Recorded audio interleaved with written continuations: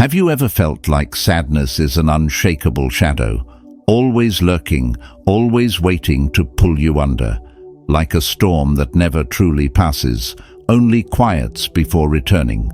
The Stoics saw sadness not as an enemy to flee from, nor as a fate to accept blindly, but as a force to be understood and mastered.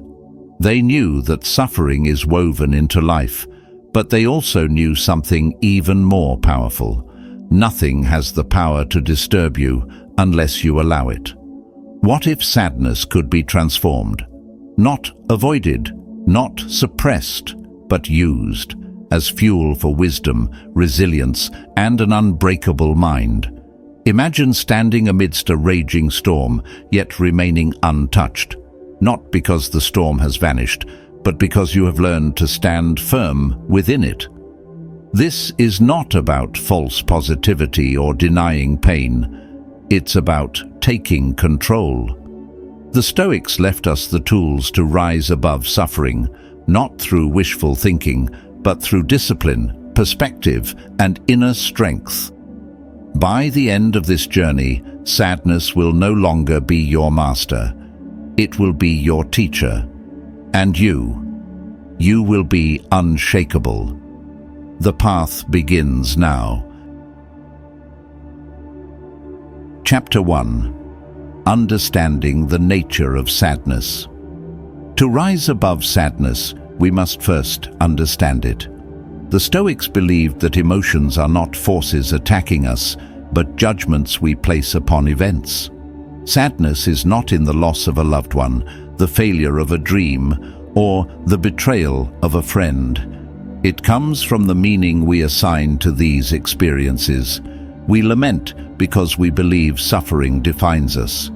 But what if sadness was not an unshakable fate, but a choice? The Stoics teach that our suffering does not come from events themselves, but from our resistance to them. Reality is neither cruel nor kind, it simply is. Imagine your mind as a glass of water. When sadness stirs, it clouds your thoughts like dirt in the water. Most people panic, believing the water is ruined. But the Stoic knows, clarity returns when we allow the dirt to settle. Resisting sadness only deepens its hold. Accepting it allows us to see it clearly and master it. The great Stoics, Marcus Aurelius, Seneca, and Epictetus, suffered, but they did not let suffering define them. They understood that hardship is not an affliction, but a test of character. Each night, reflect. Did I let sadness control me today, or did I use it to strengthen my mind? Over time, sadness will no longer be a burden. It will become a teacher, shaping you into something stronger than before. Chapter 2. Detaching from the source of sorrow. Suffering deepens when we cling to things beyond our control. The Stoics understood this well. Epictetus said, "Men are disturbed not by things, but by the views they take of them. A breakup, a failure, or a betrayal doesn't hurt us inherently. It is the meaning we attach to these events that creates sorrow. I will never love again. I am not enough. This was my only chance at happiness." But these are not facts, they are illusions. To free ourselves, we must learn to detach from these illusions and see events as they are. Imagine learning a new language. At first, it feels impossible, every word foreign, every mistake frustrating. But with practice, what once seemed incomprehensible becomes second nature. The same applies to suffering. Pain is not an enemy, but a lesson in disguise. When we suffer a loss, we have two choices: see it as an unfair burden, or embrace it as an opportunity to grow. If we cling to the past, sadness controls us. But if we see hardship as a test, we transform pain into resilience. Think of an artist staring at a blank canvas. Fear of mistakes may paralyze them, but once they begin, a masterpiece unfolds, one stroke at a time. Life works the same way. If we fear loss, we remain stuck. But if we embrace the process, including its hardships, we evolve. The Stoics teach that attachment to external things, relationships, wealth, reputation, leads to suffering. If our happiness depends on what we cannot control, we are at the mercy of fate. True freedom lies in anchoring our peace within. To practice this, observe your thoughts. When sadness arises, ask, is this belief true? Is this within my control? The more we question our sorrow, the weaker its grip becomes. Letting go does not mean we stop caring. It means we stop depending. List what brings you sadness. Mark what is beyond your control. Release it. Focus only on what is yours, your mind, your choices, your actions. This is how we become unshakable. Chapter 3. Transforming Sorrow into Strength. Seneca, one of the greatest Stoic thinkers, saw adversity not as an obstacle, but as a sharpening tool. He wrote, "Difficulties strengthen the mind, as labor does the body." What if sadness was not a curse, but a lesson? The Stoics would not tell us to suppress it, nor to wallow in it. Instead, they would urge us to use it, to refine our wisdom and fortify our character. Hardship, to the Stoics, is like a whetstone against which we sharpen ourselves. Resist it, and you become brittle. Embrace it, and you become unbreakable. The way we respond to sadness determines whether it weakens or strengthens us. Think of someone learning to play an instrument. At first, every note is off, every attempt riddled with mistakes. Frustration sets in. They might think they lack talent, that they will never improve. But if they persist, practicing with patience and discipline, they refine their skills. The struggle itself becomes the path to mastery. Sadness, too, is not a punishment. It is a test. Seneca also said, "A gem cannot be polished without friction, nor a person perfected without trials." Just as a sculptor sees a masterpiece within rough stone, our suffering holds the potential to shape us into something stronger. Instead of asking, "Why must I suffer?" ask, "What strength is this teaching me?" When sadness arrives, do not retreat. See it as a signal, an opportunity to deepen your self-awareness, challenge your attachments, and strengthen your resilience. This shift in mindset transforms pain from a burden into a teacher. Instead of being paralyzed by sorrow, you move forward with wisdom, using every painful experience to refine your character. This transformation does not happen overnight. It requires practice, reflection, and discipline. But each time you face sadness with courage, its grip weakens. The stronger you become, the less control it has over you. In the end, overcoming sorrow is not just possible, it is inevitable for those willing to do the work. Next time sadness arises, ask yourself, what can I learn from this? How is this shaping me into a wiser, stronger person? Write your answers down. Over time, you will uncover the lessons hidden within your sorrow, waiting to be discovered. Chapter 4. Training your mind for emotional stability. Just as an athlete trains their body, a Stoic trains their mind. If you want to rise above sadness permanently, you must build a fortress of resilience within your thoughts. This requires daily discipline, intentional self-awareness, and an unwavering commitment to mastering your emotions. A neglected body weakens, a neglected mind crumbles. Marcus Aurelius wrote, "Reject your sense of injury, and the injury itself disappears." If you refuse to believe sadness controls you, it loses its power.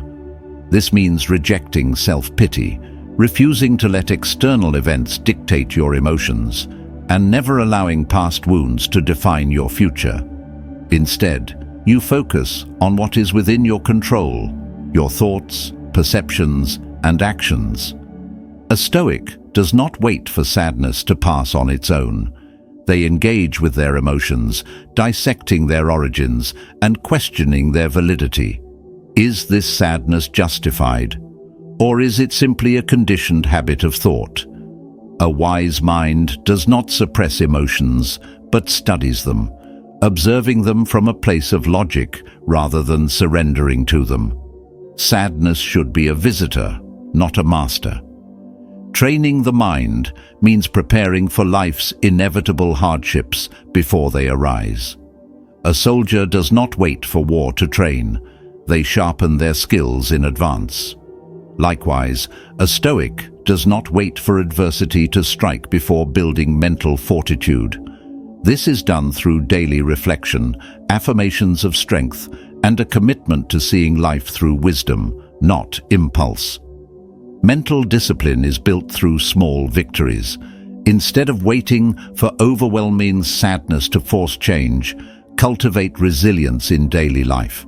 Traffic delays, a rude comment, an unexpected setback, each is an opportunity to test your strength.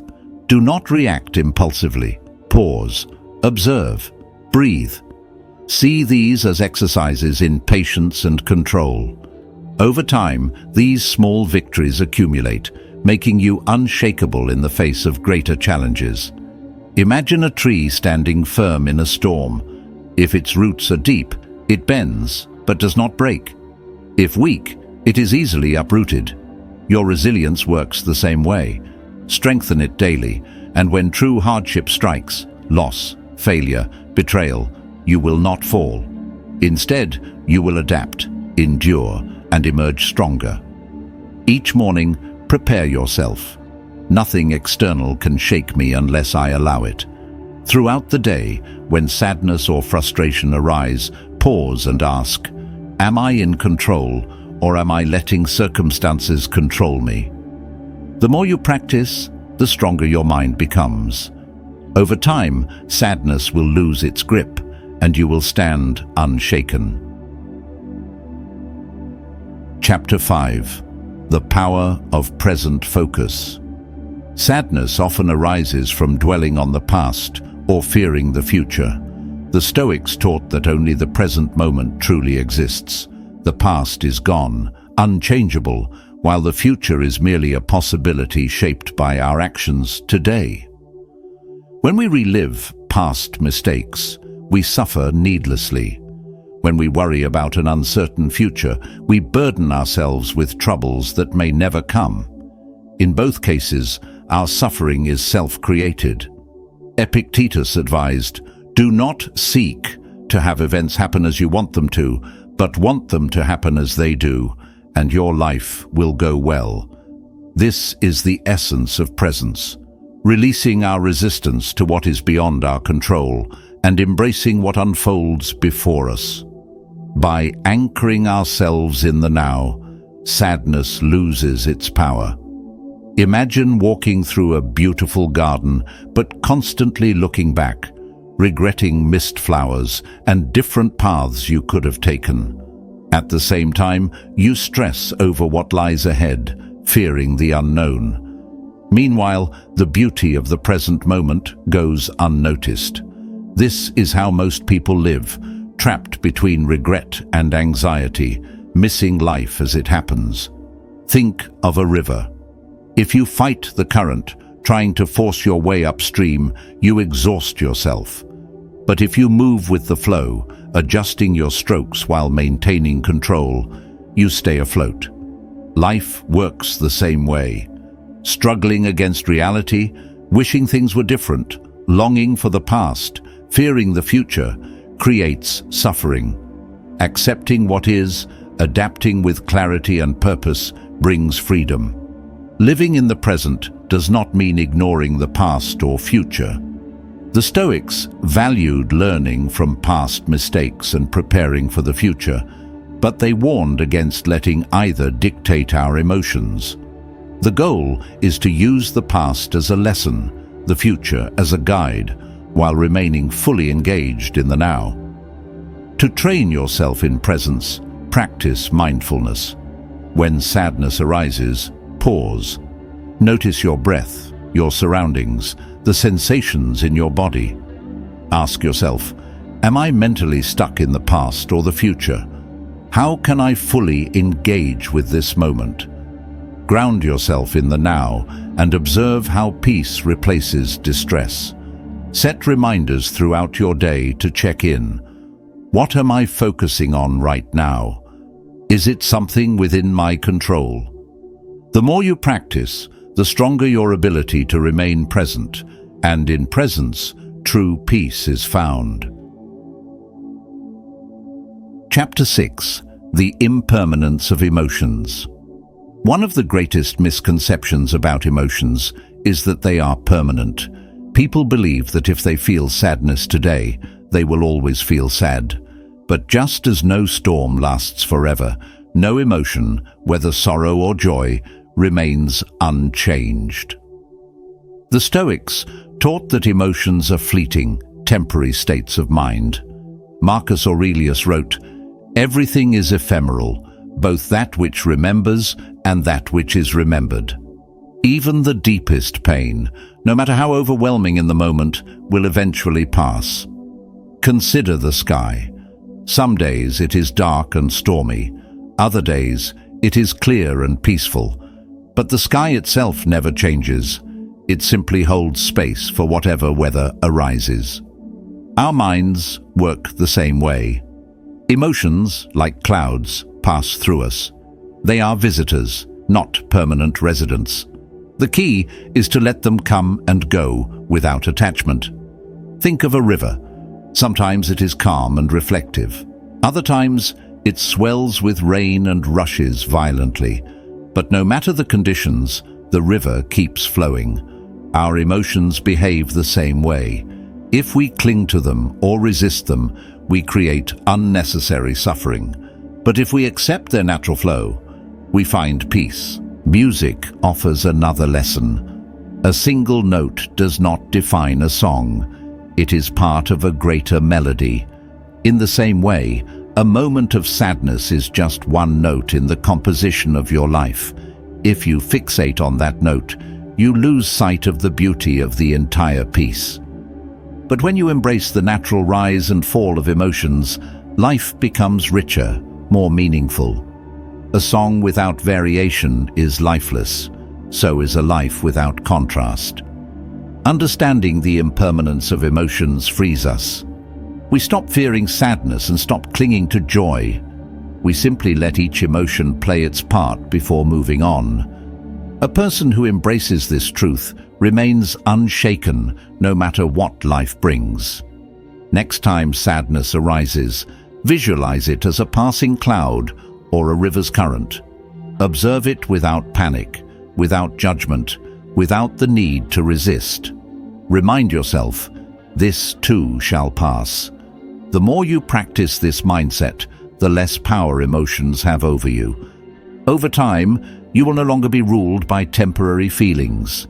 You will become steady, resilient, and at peace. Chapter 7. Taking action to reclaim your power. The Stoics believed that action is the antidote to suffering. When sadness keeps you stagnant, the way forward is movement, both physically and mentally. They taught that instead of waiting for emotions to pass, we must focus on what is within our control. Many people wait for motivation before taking action, but the Stoics understood a deeper truth. Action itself creates momentum. By moving, even in small ways, we break the cycle of sadness and regain clarity. Epictetus advised, first say to yourself what you would be, and then do what you have to do. If sadness makes you feel powerless, take action, not later, not when you feel better, but now. Movement doesn't require motivation, it requires discipline.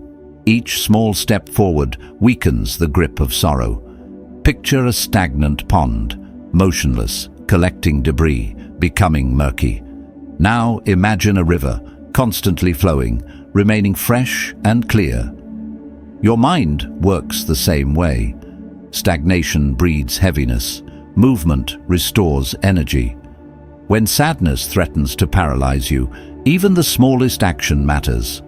Take a walk, practice deep breathing, complete a simple task, or reach out to someone. Every action, no matter how small, signals to your mind that you are not trapped. Consider the difference between someone stuck in quicksand and someone climbing a mountain. The one in quicksand panics, remains still, and sinks deeper. The climber, though struggling, keeps moving step by step, slowly making progress. The lesson: inaction deepens suffering, while movement, even when difficult, creates progress. Momentum is powerful. Just as a heavy boulder is hardest to push at first, but moves more easily once in motion, the greatest challenge is overcoming inertia. But the moment you take action, sadness begins to lose its hold. Each time sadness arises, take one step forward. Go for a walk. Write down your thoughts. Complete a task. Help someone else.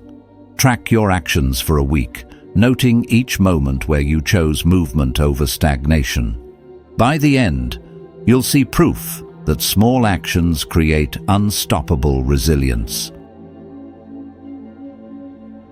Chapter 8. The Role of Gratitude in Stoicism.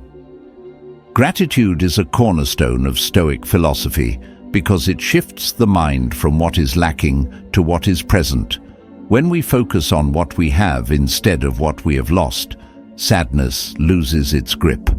The Stoics understood that much of our suffering comes from unfulfilled desires, constantly chasing what is out of reach rather than appreciating the abundance already in our hands. Seneca wrote, "Wealth consists not in having great possessions, but in having few wants." True contentment does not come from acquiring more, but from learning to appreciate what already exists. A person who seeks happiness in external validation or material gain will never be satisfied, as their fulfillment is always just beyond their grasp. But one who embraces gratitude finds joy in the smallest moments. A warm conversation, a sunrise, a lesson learned from hardship. Practicing gratitude does not mean ignoring pain or pretending everything is perfect. It means choosing to focus on the good, even in difficult times. The Stoics remind us that while we cannot always control our circumstances, we can control our perspective. By shifting from scarcity to abundance, we no longer feel that something is missing. We begin to recognize the many gifts we already possess. Every day presents small blessings that often go unnoticed. A kind word from a friend, the warmth of the sun, the simple pleasure of a deep breath. By training ourselves to acknowledge these moments, we cultivate an inner peace that does not depend on external conditions.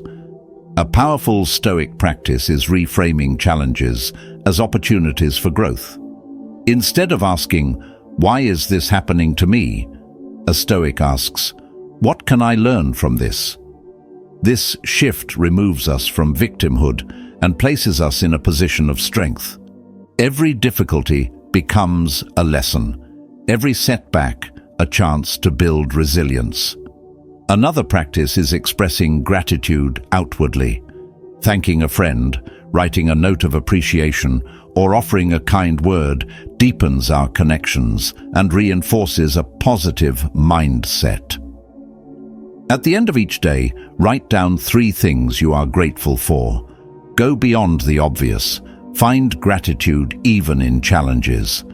Over time, this practice rewires your brain to see abundance rather than lack, helping you cultivate lasting peace and fulfillment. Chapter 9. The Strength Found in Acceptance. One of the most powerful Stoic principles is amor fati, the love of fate. This philosophy teaches us not just to accept what happens, but to embrace it as essential to our growth. When we resist reality, we suffer. But when we accept it fully, we gain clarity, resilience, and control over our perspective.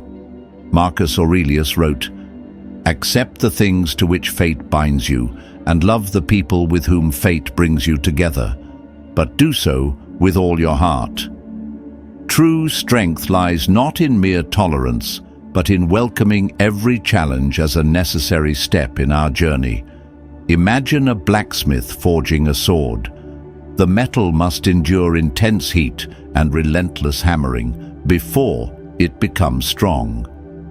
If it could feel, it might perceive this as suffering. But the blacksmith sees its potential. Life's hardships forge us in the same way, refining, strengthening, and preparing us for what lies ahead. The Stoics believed that nothing is inherently good or bad, only our perception makes it so. A loss can be seen as devastation or as the beginning of something new. A failure can be viewed as humiliation or as a lesson in resilience. When we embrace amor fati, we stop labeling events as curses or blessings and start seeing them as necessary parts of our transformation. This mindset does not make life easier, but it makes us stronger. Each hardship, like a sculptor's chisel, carves away weakness, revealing the unbreakable form beneath. We can either resist and suffer or accept and grow. Resistance traps us in frustration. Acceptance liberates us, turning obstacles into fuel for greatness. Each time you face hardship, remind yourself, this too is part of my path. Reflect on how past struggles shaped you. Journal about a difficult moment that ultimately made you stronger. With time, you'll see that hardship is not a barrier. It is the very force that builds an unshakable mind. Chapter 10. The final step, becoming unshakable. The goal of Stoicism is not to eliminate emotions, but to master them. A true Stoic feels deeply but remains in control, never allowing emotions to dictate their life. By understanding sadness, detaching from unnecessary suffering and taking action, you build a mind that is steady, resilient, and unshakable. Marcus Aurelius wrote, "You have power over your mind, not outside events. Realize this, and you will find strength." The moment you accept that control over your emotions belongs to you, not the world around you, you stop being a victim of circumstance and become the architect of your own mind. Resilience is not about avoiding hardship. It is about facing adversity with an unbreakable will. Imagine a fire that is not extinguished by the wind, but fueled by it. Every challenge, every setback becomes fuel for your inner strength. You no longer fear sadness. You welcome it as a teacher. You no longer crumble under pressure. You rise above it. True mastery is not about feeling nothing. It is about being unshaken by anything. Hardship is not a barrier. It is the very forge that strengthens you. Embrace this truth, and no sadness, no struggle will ever hold power over you again. By applying these Stoic principles, you have taken the first steps toward breaking free from sadness. Life will always bring challenges, but now you hold the tools to rise above them. Through discipline, perspective, and action, you reclaim your power, not by avoiding hardship, but by transforming it into strength. Sadness no longer defines you. It is no longer a burden, but a teacher, no longer a weight, but a source of wisdom. With continued practice, nothing will shake your inner peace. You're the master of your emotions. If this message resonates, like this video and subscribe for more Stoic insights. Comment below. Unshakable mind. Let's grow stronger together. And remember, this is just the beginning. The next video will take you even deeper into the Stoic mindset. Stay strong, stay stoic, and I'll see you soon.